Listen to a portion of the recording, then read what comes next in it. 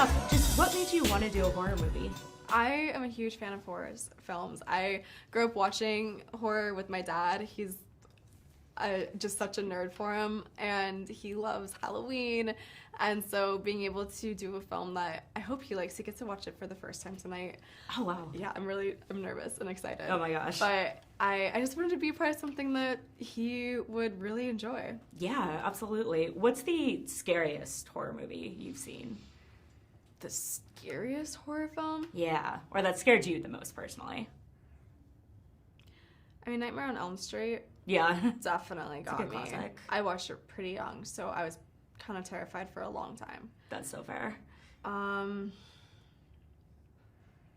What else? The Shining. Yeah. I mean, those are classics. Yeah. I'm like trying to think of like when was I scared shitless? But. Yeah, totally. I mean, this one got me, I will say. And I'm a huge horror fan. And oh, good. Like, I was driving home and I was like, oh. So, one thing I wanted to ask, you do like a lot of screaming at the top of your lungs in this film. How do you warm up for a scene like that? You just do it. Yeah. You just go for it. You just allow yourself to connect deeply with your character, and you're a vessel for that person, and you just let whatever out. Yeah. I mean, it's got to be kind of cathartic, I imagine. It is. It actually is. Yeah. So you're also coming off of like the huge success of Anyone But You. So what's it like switching, between genres with, you've got like rom-com here and then you've got horror here? So what's interesting is we actually filmed Immaculate first, okay. And then I wrapped on like a Friday, and then the next week I started Anyone But You. Oh, wow. So it's not, yes, it was a very different world and setting, but I always have the best of times on set, so it was just like jumping from one playground to another. Yeah, absolutely. That's a good way to put it. So your Euphoria character, Cassie, has also had some pretty intense moments, especially season 2. Do you feel like those intense moments on Euphoria kind of prepared you at all for a horror movie in terms of just like how intense you have to get? This kind of thing? Or is it totally different? I think it's completely different. Yeah. Because it's more of just the character's experience and journey. Yeah. And just whatever happens and whatever that character is going through comes out. Yeah, that makes sense. And then if you were to put Cassie in a horror movie, do you think she would survive? I don't know. Yeah. I don't know. I think she'd have a very interesting experience, but I don't know if she'd survive. Yeah, maybe not the final girl. So you've had so many huge roles in just the last couple of years. What's that been like, watching your career just like take off so fast? Oh my goodness. It doesn't feel fast. I mean, I've been doing it since I was like 10, 11 years old. Yeah. So it's been a lot of really hard work and no's and just determination to continue to go. Yeah. So now that I'm in a place where I am getting the roles that I've always dreamt of and getting to create them myself as well, it's really incredible, and I'm very, very lucky. Yeah. How does it feel when you see like a scene of yours go viral on TikTok or Twitter or whatnot? It's always so crazy to see, because you don't know what it's going to be when you're filming it. Like, you don't really think about that. And then when it does afterwards, you're like, what? Oh, that's crazy. Yeah.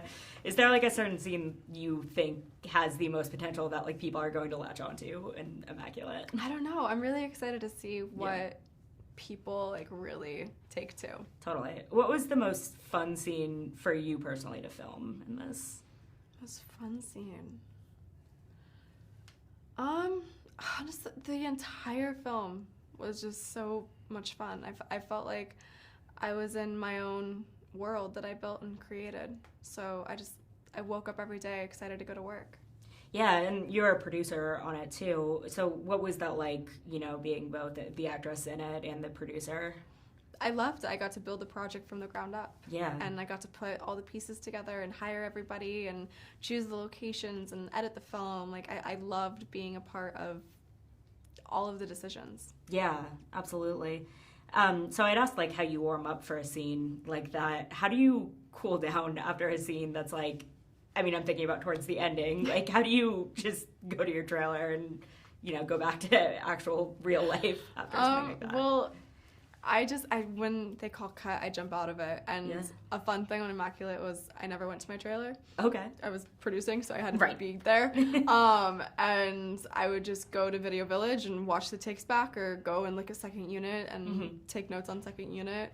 Yeah. And just jump around. Yeah, that probably almost makes it a little bit easier because you're still staying in the world, and in a sense, I guess. Yeah, I separate myself so much from my characters, so I am able to just jump in and out. I think that's really healthy to do so. Yeah, especially this kind of movie. Yeah, so I'm never really needing a moment afterwards. Yeah.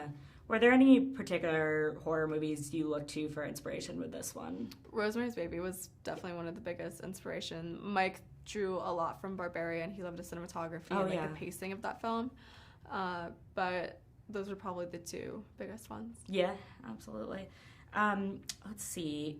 So Euphoria season 3. I know you can't, tell us if it's gonna happen, but what are you just most excited about? I look forward to hopefully seeing everybody and just being back with what I consider like my family in a home. Yeah, absolutely. And then you were also in White Lotus season 1. Yeah, and you had said like you would be open to returning. If you could choose like any location for that, what would that be? Ooh. I don't know, maybe like, these are very vastly different, but like Tokyo or Greece. Oh, that'd be cool. Yeah. I don't know. Yeah, that'd be neat. Totally. Mike always chooses really fun, interesting places. Yeah. Let's see. Is there an actor or director you haven't worked with but you would love to do in the future? Ooh, there's tons. Ari Aster, Christopher Nolan. Tons. Yeah, absolutely. And then I feel like you've been in so many, genres, but is there a genre you haven't really gotten to explore yet that you'd love to take on? Sci-fi, fantasy, could say that. Maybe more of a period piece. I did a period piece with Ron Howard recently, but it was so secluded from the world because we were on it was an island and there was no civilization there. So yes, it was a period piece, but you didn't really like see the cars or the buildings or a lot of the fashion, the wardrobe that went into it. But I think that would be fun to dive into that a little bit more. Yeah, no, something I think is really cool is just the absolute like range you have with, you've got this horror, rom-com, teen drama, and then you also had stuff like reality too. So Thank you. Yeah, so it's really neat. What was the most challenging scene to film, or as both either a producer or an actress for you? Whenever we had to do reveals, so when like Mother Superior is standing behind me when I'm standing up and the nun is laying prostrate on the ground, that was actually one of the hardest scenes to get the camera angle correct so that you didn't reveal Mother Superior like too early. So okay. Yeah. It was moments like that where it just was more technical. Yeah, and I feel like that's such an interesting perspective too, because you're filming in the scene, but then you also have to go back and be like, did that work? So that's really interesting. How do you like juggling, the duties of a producer alongside being an actress? I love it. Yeah. I thrive in chaos. So I loved being able to be a part of everything and problem solving and being in the mix of the chaos. Yeah, absolutely. And then what scene do you think, and maybe you already saw this at South by Southwest, but what do you think is going to get the most screams from people in the audience? The most screams? Yeah.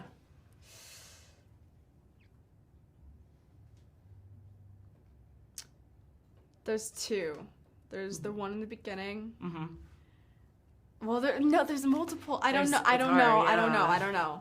That's so fair. I mean, I feel like the ending is, I don't know if it's a scream, but it makes you feel something. I was gonna say, I feel like that's like a dead silence kind of thing. Yeah. Yeah, I mean, that makes sense. Yeah, I mean, I'm sure the audiences South by Southwest had reactions. They had so much fun. Yeah. It was so cool being able to feel their energy and hear them scream and cheer and laugh, and it was such a cool room to be a part of. Yeah, I bet. Well, thank you so much. Thank you. This was so great. Fanboys, professional artists, and professors. Maybe a nerd who's just like you, talking about the things that you like too. So I invite you to the NOC. In full color, you see me. The hard knock life, comics, movies, and TV. Yeah, pop culture. it.